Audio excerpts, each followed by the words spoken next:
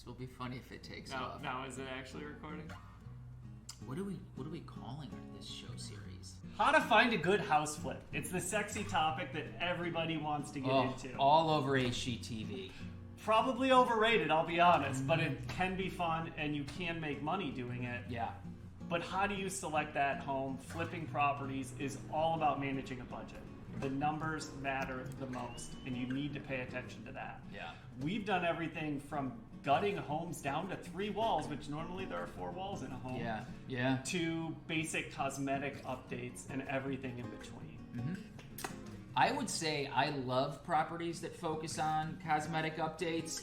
It's what I wanted to do for my own personal home, and my wife felt like we should do a full blown out down to 3 wall remodel. We compromised and did what she wanted to do. But if you can find a cosmetic one, it's great. These are cost effective. They give you a ton of bang for your buck anytime you're not opening up walls and you're focusing on finishes.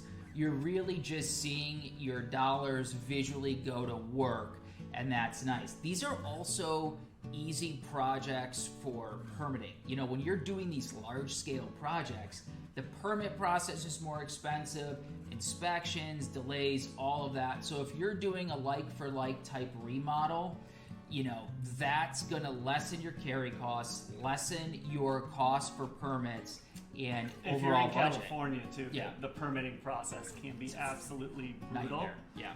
And so that can really slow you down. Yeah. And so as you're looking at it, know your strengths. What can you take on? What's within your skill set? Don't bite off more than you can chew. And we definitely have done that and figured it out, but probably a few more gray hairs in there. Starting this off, you're gonna go research. I love using Redfin. Yeah. It's my favorite great. site. Zillow, I'm decent. a realtor with access to the MLS, and I still like Redfin.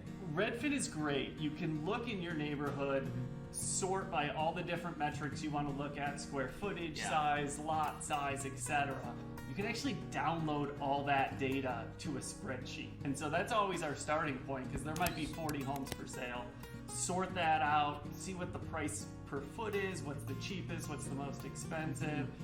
It gives you a good idea of where to go with your offer when you start to go see these properties, because I will say you make money on the buy price of a flip. Yeah. If you It's don't true. buy it at the right price, no matter how beautiful it is, you're not going to make money when you go to sell it. Yeah, you won't. So when we're flipping, it's different than when we're doing client work. You know, on my side, I'm thinking about the budget, not as much as Chris is, but it is on the forefront of my mind, and I'm thinking about how much impact can I make on this house.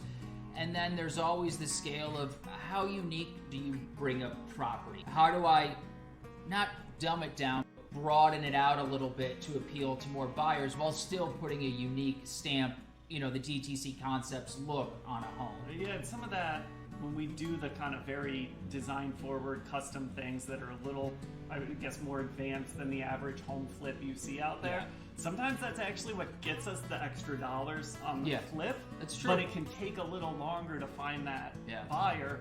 Carrying costs come into play, interest on the property, things like that. As you go to look at these homes, you have your remodel budget, you know what you want to spend ideally. You do your research, see what homes are selling for now. So finished homes, unfinished homes, large lots, small lots, and try to come up with a rough idea of what you think you're going to sell this home for. It's not always going to be a new price per square foot in the neighborhood. You're not always going to break records. And so be realistic. Are you trying to come in at the mid to high end of the neighborhood based on the finishes you're putting in? Once you have what you know you can sell it for and what you're going to offer, you've got how much you can realistically spend. You know what money you can play with. And so I give Dan that budget and go, what can we do with this? Where are you focusing? It's easy to fall in love with a property.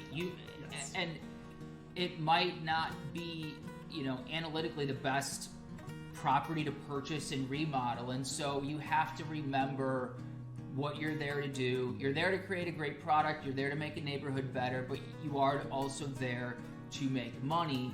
And so just because you might love something and really feel like this is the thing, it might not be. Do your due diligence and see what is happening in the market, see what's happening in the design world in your area. I know every place is different, and you want to cater to people, but you want to put your stamp on it, and it's just finding the sweet spot. It's a balance, and it's so easy to chase that property, and they turn down your offer. Maybe you come back and overpay, and at the end of the day, you won't make money on that property because you chase one you love. So when you're out there looking for a property to flip, like he said, whether it's your first or your 10th one, know what your skill set is. Know what you can execute in the property. Focus on ones with cosmetic updates where you get the most bang for the buck. You're not moving walls, you're not building additions. Research. Yeah. Get on Redfin, see what the trends are, what the price per foot is, lot size. And from there, it's a formula. Just back into your numbers of what you're going to buy it for, what you can sell it for. Yeah. And then find a great designer to help you solve what you can do with that budget to get the most bang for the buck. And you're off to flipping your first property, whether it's a townhouse, condo, single family home. You just got to get started. Like, subscribe. If you've got questions, if you want us to dive further into any more granular topic around finding a good house flip, let us know in the comments. We'd love to answer any questions, and we'll see you on the next one.